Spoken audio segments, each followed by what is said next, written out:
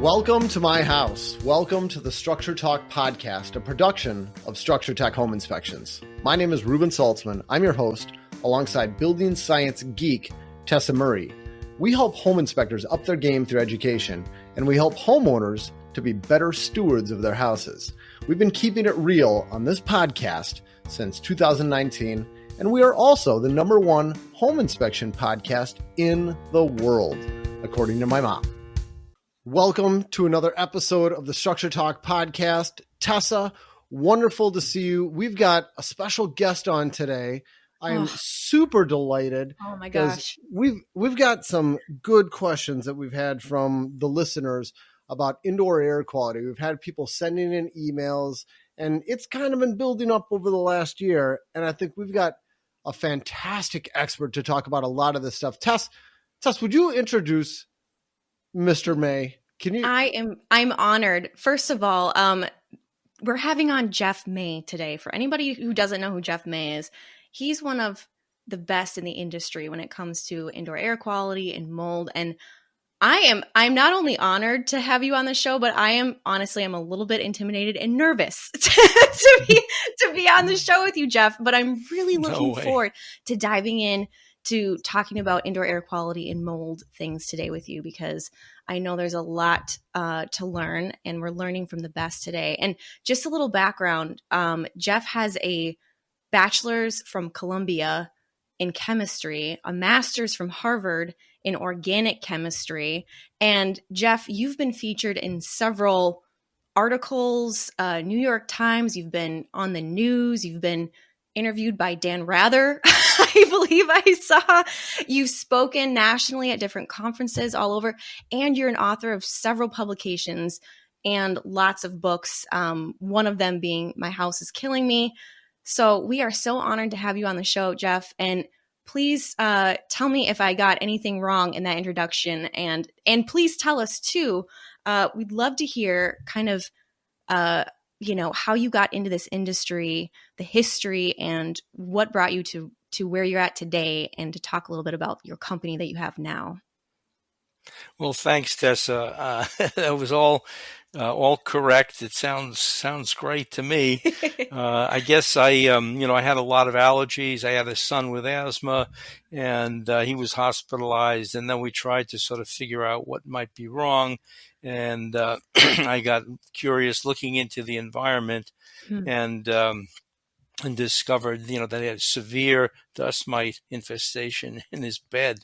So, and I took some classes at Harvard on indoor air quality, and then that was while I was doing home inspections. So I learned a lot about houses, and then I was kind of off and running. I remember taking a lot of classes from some pretty well-known people in the industry, and what's different about what I do is I look at all of my own samples. I've done about 40,000 samples now over the years.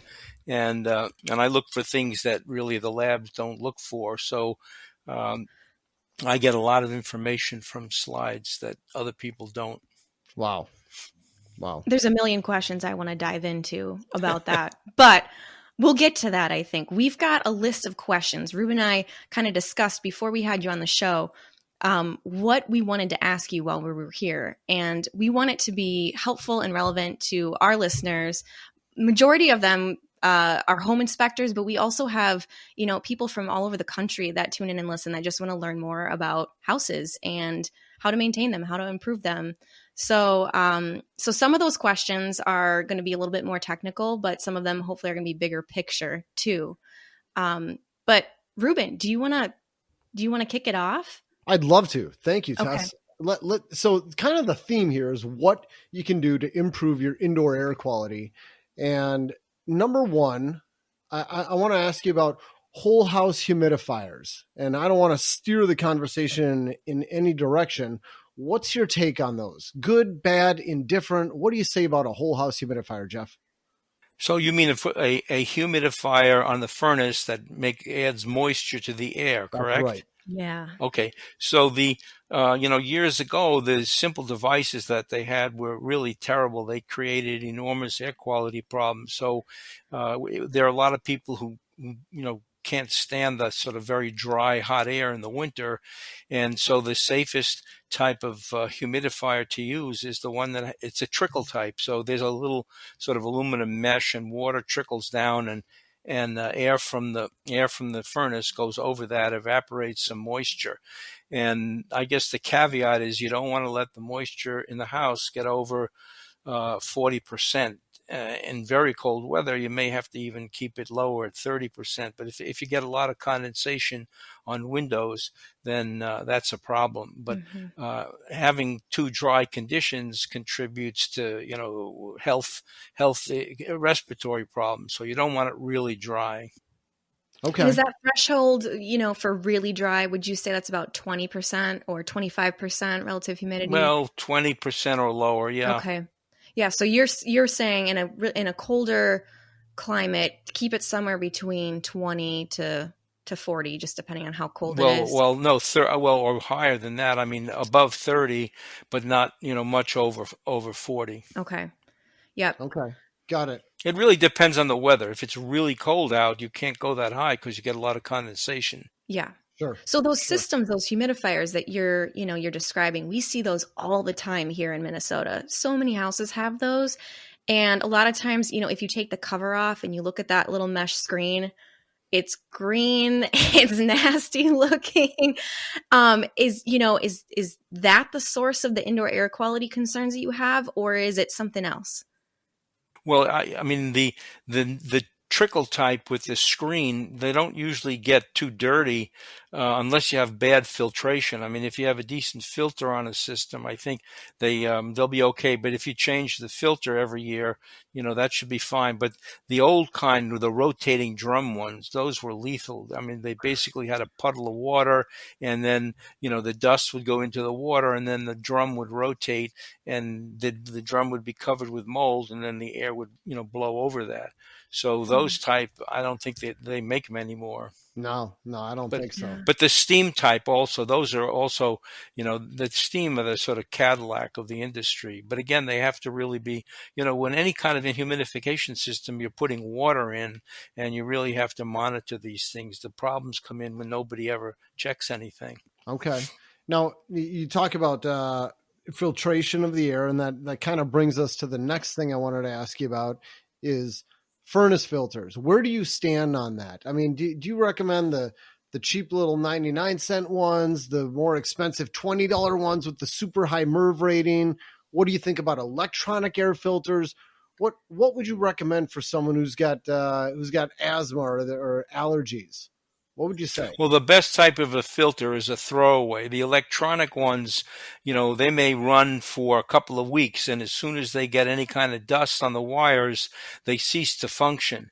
So I've never seen a functioning electronic air filter. They do work in the industry where, they get cleaned very, very frequently, but the best type is the disposable filter, and the higher the MERV rating, the better. So a 1-inch filter, you can't have too high a MERV rating because it cuts down on the airflow. So the best type of these 4 or 5-inch deep pleated media filters, and the ASHRAE, American Society of Heating, Refrigeration and Engineers, they say that if you have air conditioning, you shouldn't use anything less than a MERV 8 filter. But for people with allergies, MERV 11 or 13 is the way to go, so long as it doesn't cause too much reduction in airflow.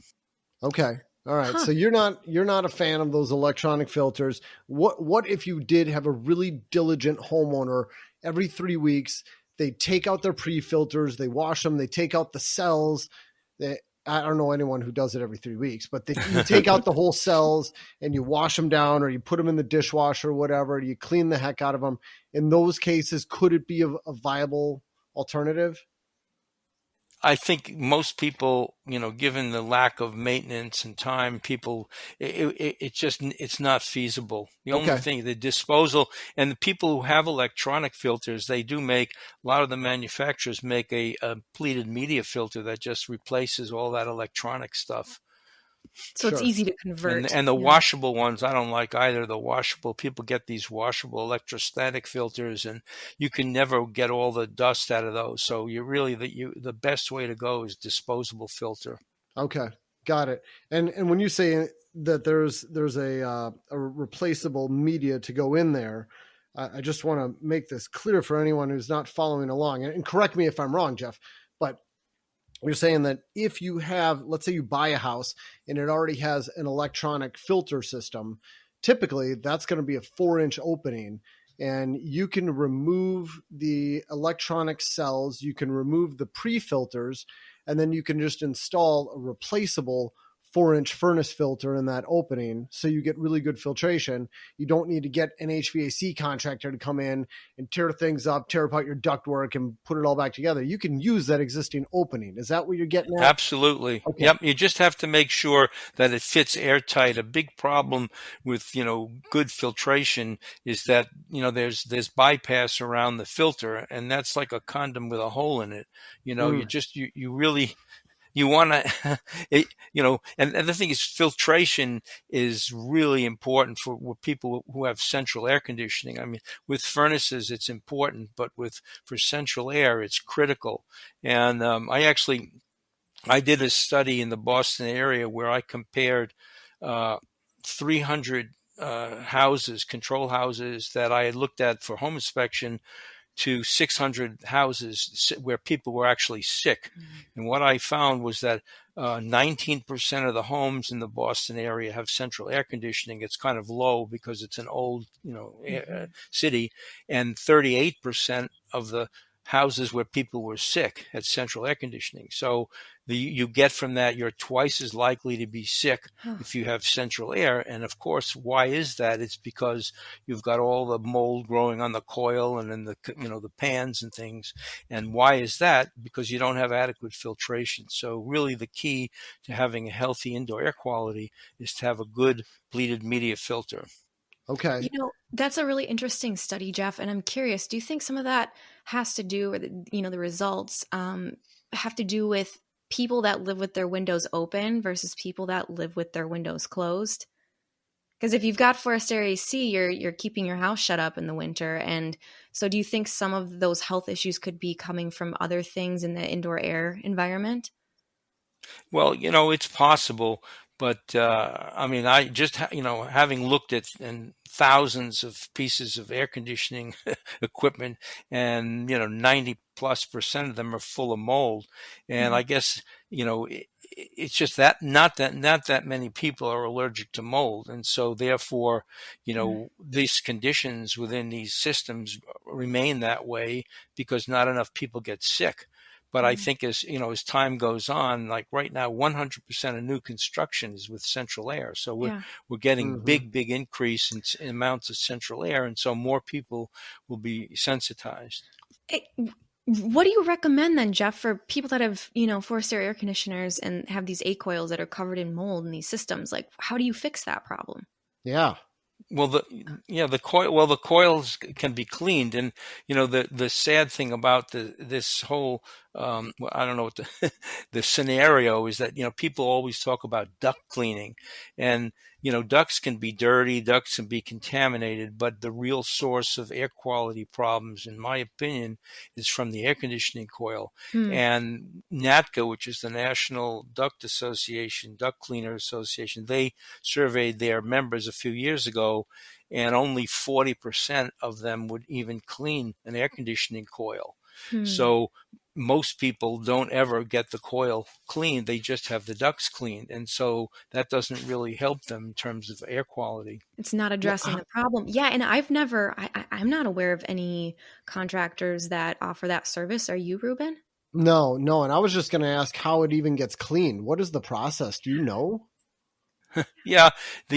Well, what's interesting, I think one of the duct cleaners said that they don't clean the coil because they get a lot of their referrals from the VAC people, the installers, and if they start cleaning the coils, they won't get the referrals. So that was one excuse. But I think really the bottom line is that it takes a lot of effort to clean a coil. First of all, you have to remove the access the access panel, a lot of times it's blocked by the venting.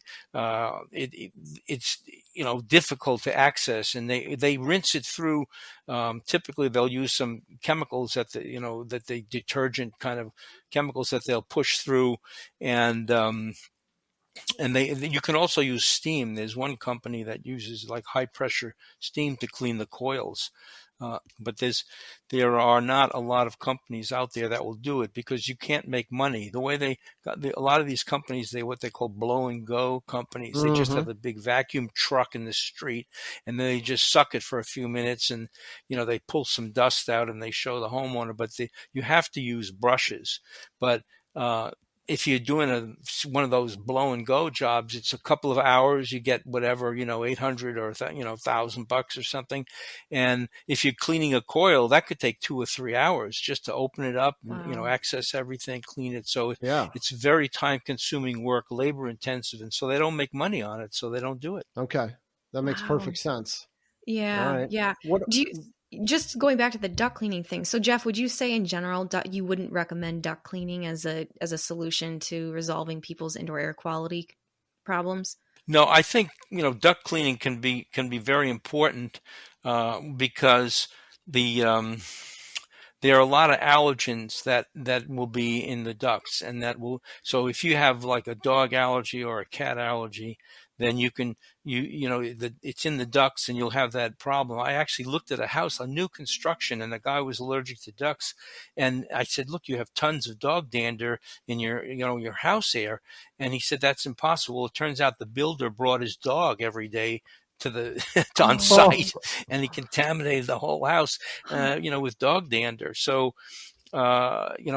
I think it's important to clean the ducts. Where most of the dust is on the return side. So I always recommend people put a very coarse pre-filter on the return, and that will increase the lifetime of the pleated media filter tremendously, because most of the dust that accumulates is skin scales and pet dander and lint from carpets and laundry. All right. I want to move on for time's sake, but I have to stop and just ask you about this coarse filter. What would that look like? It's like a fiberglass filter, Okay. or you can buy material. You can see through it. Yeah. If it's a coarse filter, it's a material you can see through. So maybe the back in the day you had these big basket filters on the first generation of forced air furnaces, where you'd buy a roll of fiberglass material. You'd buy like a 10-foot roll of it, and you just cut it to size and fit it into your basket.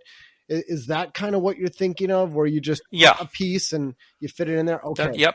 All right. Got it. I'm tracking. Hmm. Sounds good. And now Okay. more on just having a nasty environment in your furnace and your AC. What about using UV filters? Where do you come down on that? I'm glad you asked about that. I mean, because of, with COVID, these companies were selling all kinds of, gadgets. And even if you go on the Train website, they do the calculations. So in order to kill anything in an airstream, you need a certain kill time. Uh-huh. And they estimate you need a UV lamp that's 400 feet long in order to kill spores in an airstream. So that's completely useless. Now, for years, people used UV lamps in schools and hospitals. They would be at the ceiling and shielded from the floor. And now you have particles that are traveling by convection very slowly over the UV lamp, and that's certainly effective. That's been shown for years and years to be effective. But in a system, you can't disinfect the air. The other way they sell these UV lamps is to irradiate the coil. Uh-huh. And it supposedly kills, things on the coil. So commercially, when they do that, they have 5 lamps, the entire width of the coil, if it's a vertical coil, and so the entire surface is irradiated.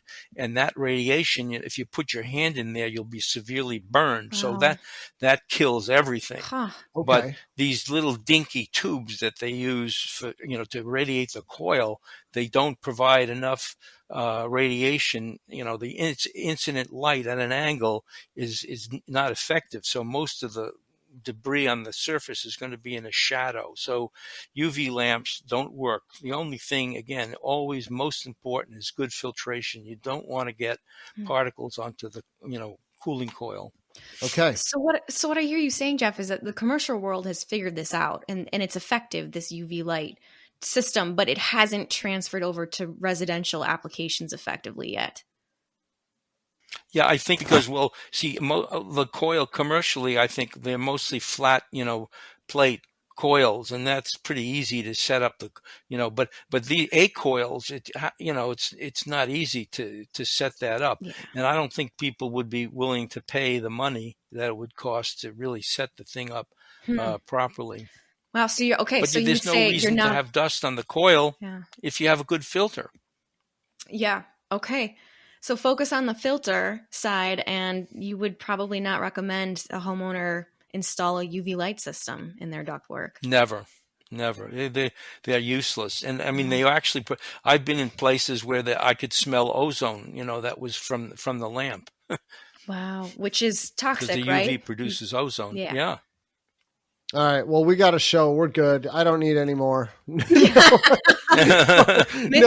Yeah. that's great. Thank you. And no, we got a bunch more to run by you while we got you, Jeff.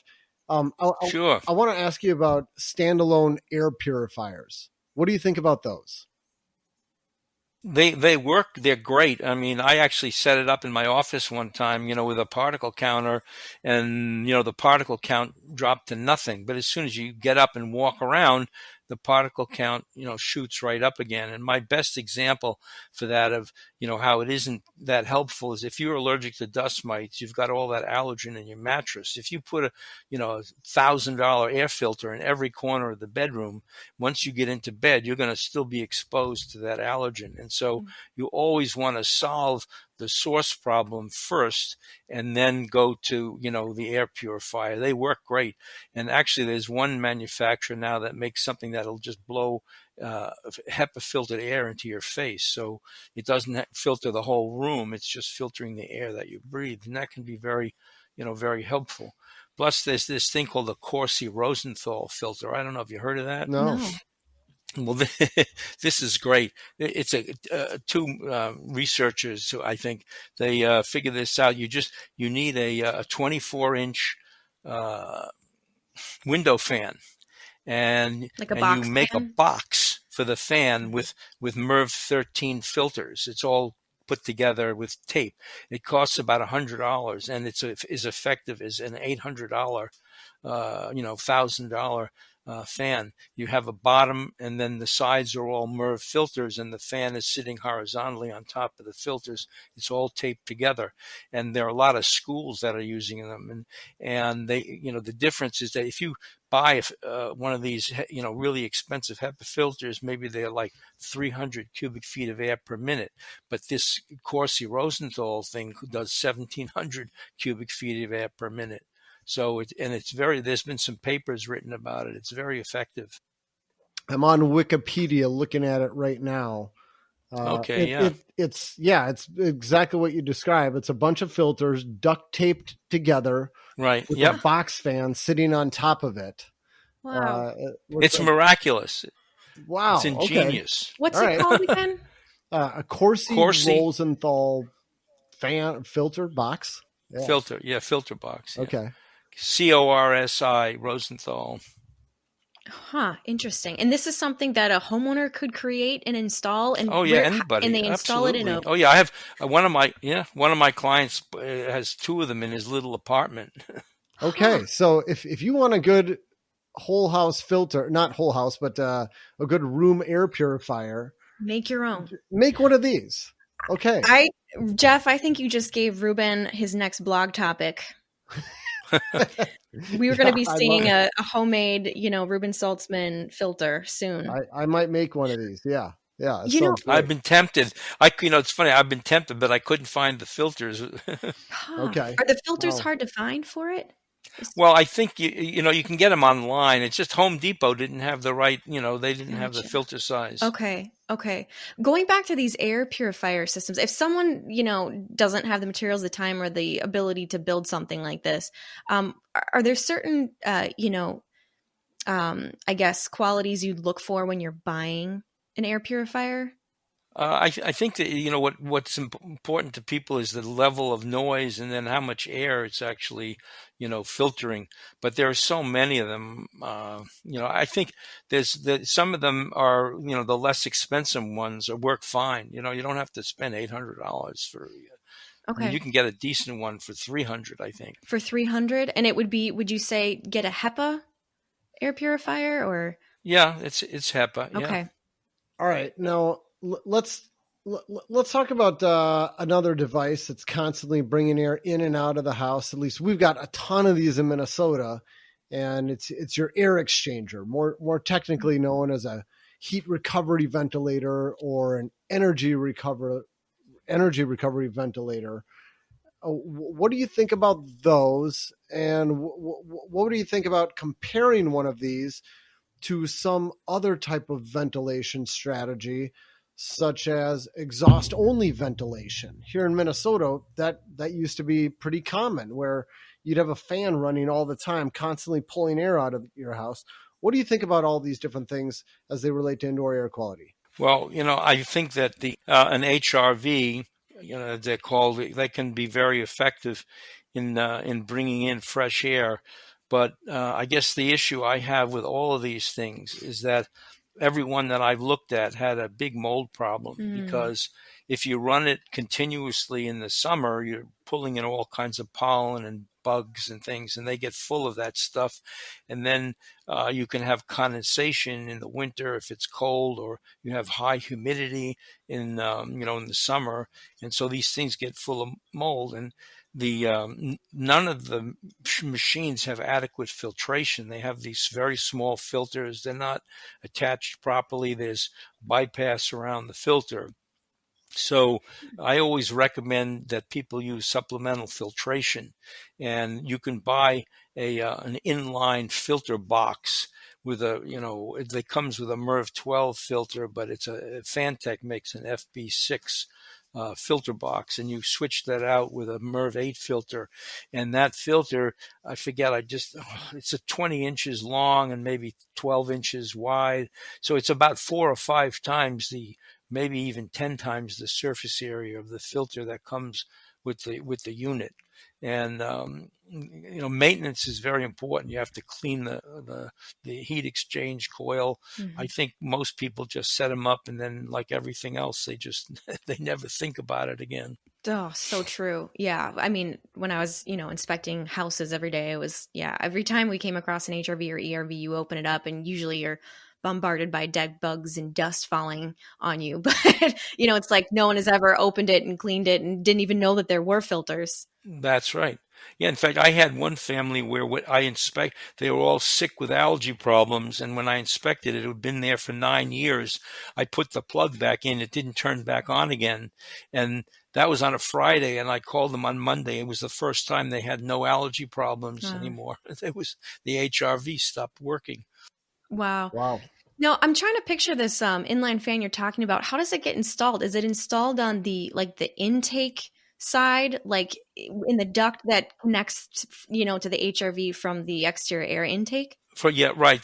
You can do both. See, most of the dust that gets into a unit like that, it comes from the outdoors or it comes from the indoor intake.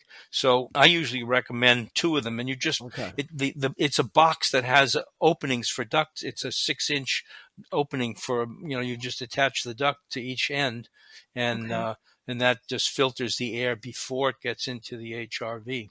But again, that's something that has to be maintained. Yeah. I mean, if you're running it continuously, you can imagine the junk that gets sucked in there, in the summertime. So when I think about an exhaust-only ventilation strategy for a home where you've got one of those Panasonic fans up in the primary bathroom or in the upper hallway, and it runs at 40 CFM nonstop, we know that the air coming in is going to be unfiltered outdoor air leaking through openings in the hole's exterior or coming in through the combustion air duct, which might double as a makeup air duct. And there is no filter on that. You've got a 1/4-inch grill on the outside. what do you think about putting a filter on there? And I say this because now you're filtering what could be the combustion air intake, and you know how nasty those things get when you have a 1/4-inch screen. I can only imagine how fast it'd get clogged if you had a filter. What do you do? Yeah, I'm not sort of familiar with that exhaust only system. I don't, think I've seen it. It's sort of wasteful. I guess the reason they Yeah. come up with the HRV is to get around that, to sort of do some heat, It is. heat exchange. And there are companies now that are making smaller units. I haven't seen any of those yet, but they just like a room-sized HRV. It goes into the wall, and there's two. I think there's two units. One air comes in, and one air air goes out. Mm-hmm. Yep. Okay. Would you say that I think we're going to be seeing more and more heat pumps and mini split systems in houses, and do those have issues as well with mold growing inside on the coils? Yeah. Oh, for sure. Okay. In fact, when the mini splits have to have this really high seasonal energy efficiency ratio. So what the manufacturers did is they reduced the power of the blower so that you cannot put a filter on a mini split. You just can't, because it won't draw any air. And so they have this little insect screen, and it's useless. So the dust builds up on the blower blades and on the exterior, and honestly, just about every mini split that I've looked at had a mold problem, and the only ones that don't is when they've only operated in the heating mode. They don't use it in the cooling mode. But as soon as you use cooling, you have moisture, condensation, and then you got dust. And just open the louver up, and I look inside, and there are all these little black spots everywhere. Well, I was a huge fan of mini splits until just now, Jeff. Well, they're great, but they get dirty. If you look, you go on YouTube and just Google cleaning a mini split, and you won't believe the garbage that comes out of these things. And it is possible to clean them. It's easier, it sounds like, I think, than like an A coil for forced air AC system. Is that? And there's ways that that you can do it yourself, or you can hire a professional to do it. Yeah, they have a lot of videos now. What they'll do is, in the beginning, there was no way to clean them. It was ridiculous. Now they put a big plastic bag underneath the bottom, and then they just rinse everything with detergent, and all the muck goes into the plastic bag. So they can be clean. But the irony is that, people are buying these things because they're saving money, on energy. It's high efficiency. But in the end, like, let's say you've got 4 mini splits that you use, you're going to have to spend a couple of $100 every other year.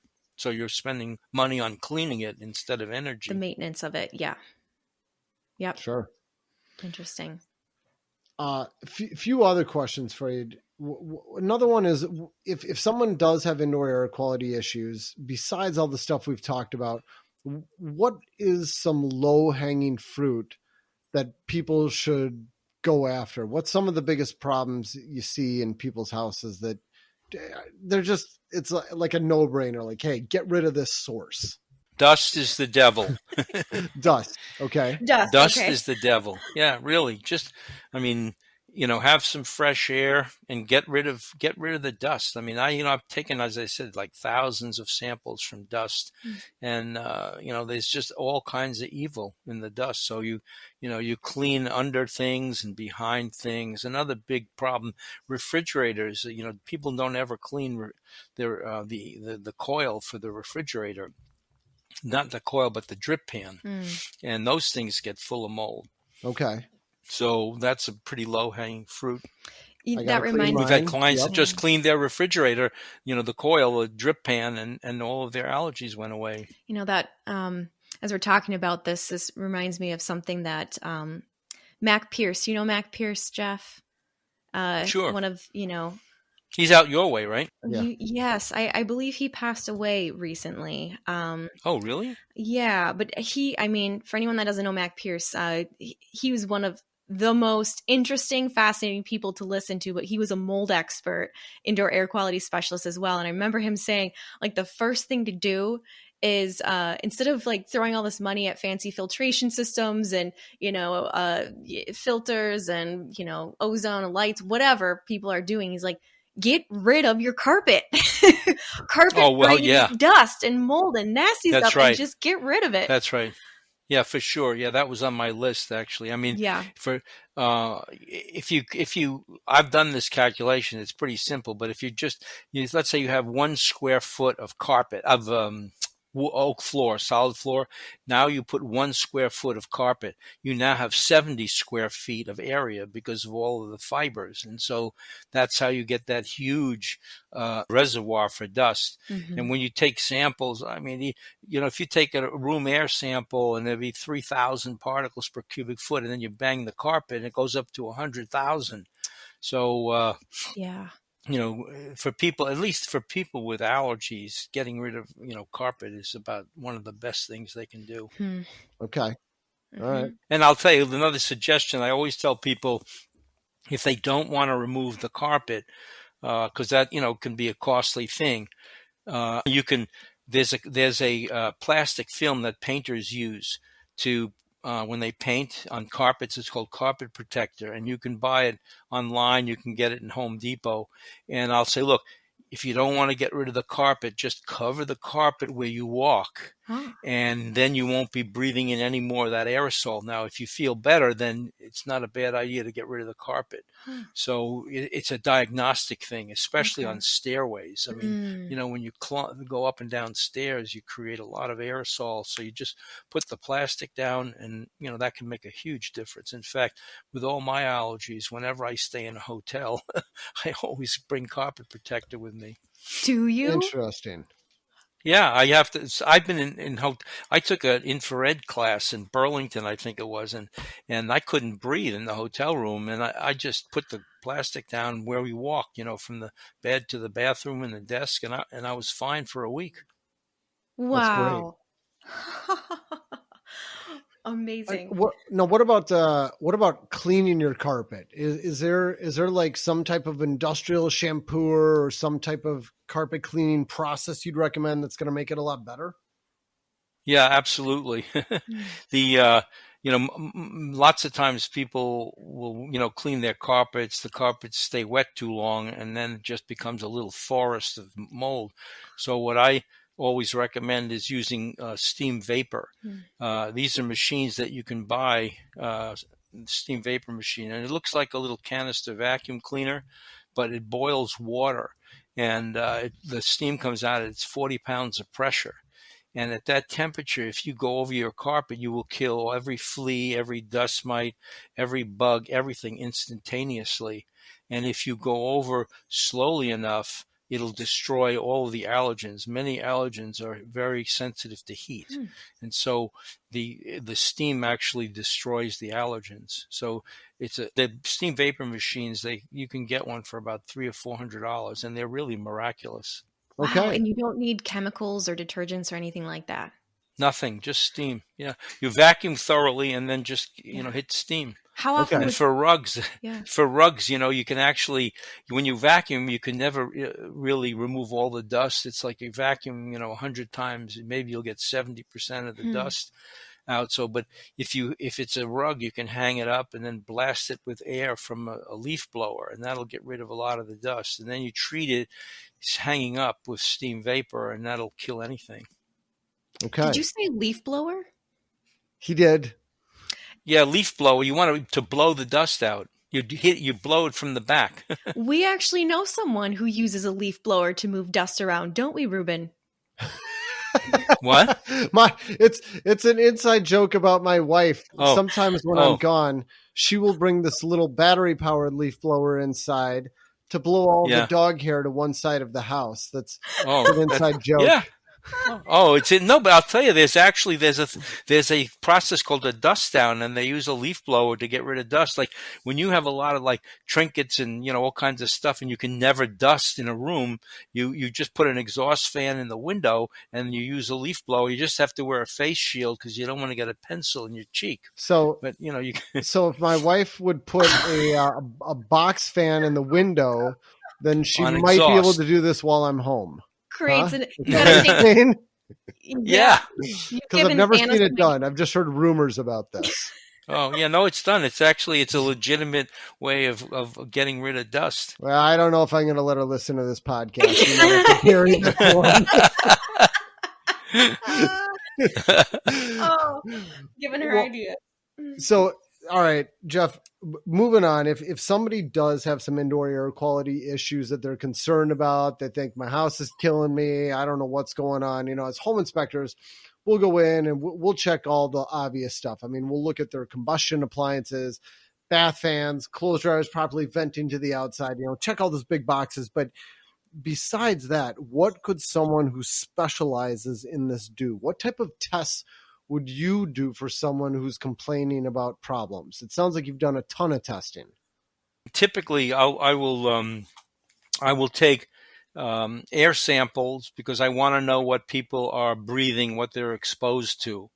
And like a lot of these mold inspectors, they'll just take a couple of air samples and say, oh, you got X, Y, Z in the air, but they don't know where it's coming from. So the key to this business is determining the source of the mold. So I mean, I had a situation, and I've heard seen other people where let's say you have an exhaust fan for a bathroom on the first floor, and you have the stack effect. You're sucking in air through the vent, and the duct can be the exhaust pipe can be full of mold, and it's sucking it in because air is leaking out of the house. I've checked in my house. We have a fairly tight house, and most of the fresh air comes from the dryer duct. Wow. Oh, wow. Everything's closed up, and the one opening to the outside is the dryer. Sure. Right? If you don't have a damper that's closing or working properly, I guess, air's leaking. Which never, have you ever seen one that closed? Yeah. I don't think I That's have. a good point. And I clean mine all the time. To that point, it still stays open. Yeah, and actually just the other day I was taking I opened up the dryer for something, and it was really cold inside the dryer. Like there was a lot of fresh air from the exterior. Yeah, there's infiltration. So if you've got a, moldy duct, then that can be bringing in, problems. Huh. So you want to. So getting back to the original thing, I guess we've had people just get rid of one rug and all of their allergies went away, or one quilt, one pillow. So I sample all of these things. I sample couches. I bang it with actually I use a spatula. I bang it, and then I collect the dust that comes out, and then I just look at it, and that's how you figure out where the sources are. Anything cushion can be a source, or duct. So if someone was trying to hire someone like you, I mean, you're in New England, right? So if someone, say here in Minnesota, was looking for someone with your type of qualifications, what would they look for? I think the Indoor Air Quality Association has a list. It's called IAQA, and they have a list where you can find some local people that do that kind of work. Okay. All right. AQA. That's a helpful resource because, as I've, gone into the consulting kind of world myself, and I'm dealing with homeowners and clients who have concerns about indoor air quality, just trying to find someone who has, offers a variety of services that can not only test for just mold, but also does things like find particulate matter, VOCs, or radon, and does it all. It's hard to find that because a lot of companies I find advertise themselves as indoor air quality companies, but all they do is test for mold. And I know there's so many other potentially harmful things out there that are impacting people's health. Right. Well, there are actually there are some companies that sell sort of like homeowner kits. So, for example, you can test for dust mite allergen. You get a little vacuum cassette and you can vacuum that up. You can do that for mold as well. And there are companies that they'll rent you a little pump and you can take your own VOC sample. So there are a lot of things that homeowners can do if they have a little bit of confidence in that they can do it themselves. So you feel those are legitimate? Yeah. Okay. Oh yeah. Okay. Sure. Where would you find a kit like that? There's a company in Florida that does a lot of that. I can't think of the name right now, but it's very legit. And they're pretty affordable. How much would it cost for one of these? Yeah. kits? Oh, they're not that expensive at all. No. Like under $100? For the allergen tests, yes, Okay. but for the VOC is a little more expensive. But I mean, I think even for $200, you can get, what I use and what other professionals use are little charcoal tubes. You suck air in, and then you have to send that tube in, and they analyze the gases in the tube. So you can actually get the tubes, buy them, and get a kit, get the pump, and then send the whole thing back to the company. Okay. Would you say that the primary concern that you find, though, or the primary issue that you find in homes that you're testing is mold? Or sometimes is it VOCs or other fine particulates? Oh, it can be, it can be just about anything. I don't do that much. I mean, I have a particle count. I don't do much with VOCs, but I'll tell you just a very interesting VOC story. This woman was getting sick in her house, and I found a very high concentration of all different kinds of fragrances in the air in the house. And she said, it's impossible. I don't use any fragrances at all. Well, it turned out she started getting sick after they put a vapor barrier in the crawl space. The vapor barrier was made from recycled shampoo bottles. And the whole house was full of fragrances from shampoo. Holy cow. And the company came and replaced it. The company came and replaced the vapor barrier. Our jaws are on the floor here. Yeah, you can't see our face because this is a podcast. So like my mouth is open. I never thought about the impact of potentially putting a vapor barrier down and how that could negatively impact indoor air quality. In my mind, I've always only thought that would be a good thing because you're preventing moisture and mold. Yeah, well, I think it was unusual. It was just that company was using recycled. Well, and some people are so sensitive too to things. Yeah, sure. Yeah, and to trace that down, that's fantastic. Oh my gosh. Yeah, I suppose a big part of what you're doing, what you're doing is not only just offering the tests and the results of, okay, here's, the types of mold we found, but you're trying to figure out where it's coming from, which is, I think, what's unique and sets you apart from other indoor air quality companies. And a lot of that has to do with just investigating, asking people, okay, well, what's changed? Has anything changed? And putting the pieces together. Well, the strangest thing we ever had was this guy. This fellow said that he had a new house. He had just moved in, and he had been in the house for the first 3 weeks, and he was fine. And then in the last week, he hadn't slept at all at night. His right lung was vibrating. And, when I get these calls, sometimes I think, well, gee, do I even want to get involved in something that's so crazy? Yeah. And I thought, all right, I'll give him a chance, So I go out there, and he hadn't slept in a week. He was, you get sleep deprived. He was a maniac. Yeah. And finally I said, look, what happened, a week ago? What was the change? And he said, well, I put a floor down in the attic. So we went up to the attic, and they had installed this beautiful tongue and groove, diagonally installed, big, thick oak floor. Or I don't know if it was oak, but it was beautiful. It was very thick tongue and groove. And I was standing still, and he was walking around. And every time he took a step, I could feel his footstep vibrating. And it was what they call a damped harmonic oscillator. It's like when you jump off a diving board, and it kind of like, it slows down like that. It goes fast and slow. Yeah. And so it suddenly hit me. What happened was when they put that floor down, they created basically a membrane, like a drum membrane in the attic. So when the wind blew, it was a very well ventilated attic. When the wind blew over the ventilation system, it would either reduce or increase the air pressure in the attic, and that would lift the floor and push it down. And so the floor would vibrate. The master bedroom was directly under the attic, and the air pressure changes in the bedroom were causing his right lung to vibrate.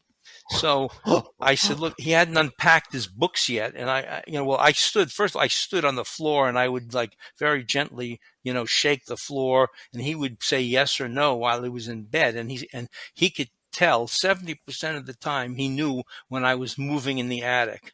So I said, just take all your books and, unpack the boxes, put the unpacked books on top of the floor over the bed in the attic. Yeah. And that it changed the resonance, the frequency, and that solved the problem. Holy cow. Unbelievable. Nuts. Yeah. What other stories do you have, Jeff? I want to get one more. Come on. I've got one more. Okay.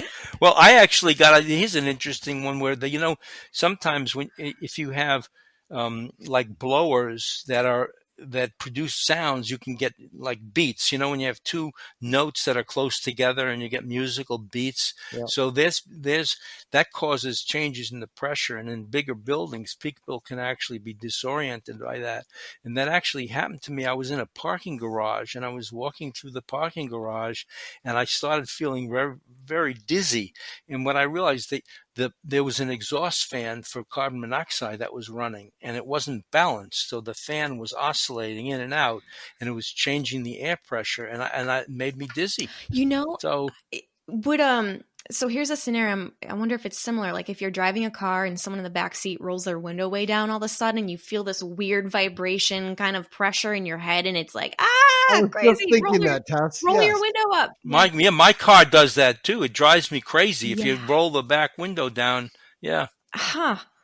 Fascinating. Any changes, That is so fascinating. Oh my gosh, Jeff, we could sit here all day and listen to your stories, couldn't we, Reuben? Yeah. Well, we're up against the clock. I promised you how much time we'd take up. I don't want to take up any more, but man, this has been fantastic. It was great talking to you. I enjoyed it. Thank you so really much. Appreciate it. I hope we get to have you on in another year or two or something, because I'm sure we'll have a lot more questions for you next time. Yeah, well, it's all in the books. You should have people, My House is Killing Me, the Mold Survival Guide. It's all full of a lot of this stuff. We'll put a link to that. Yeah, we'll link to that. It's all the crazy stuff. It's amazing. And Jeff, how would people find you if they want to learn more or contact you? Yeah, the website. Yeah, mayindoorair.com. Yeah. Can you say that one more time? mayindoorair.com. Perfect. Okay. We can put a link to that too. Right. Excellent. Thank you so much, Jeff, for coming on. All right. The show. Thanks. Thank you. Really enjoyed it. Take care. All right. And for the listeners, if you got any thoughts, questions, concerns, shoot us an email. Our email is podcast@structuretech.com. We'll catch you next time.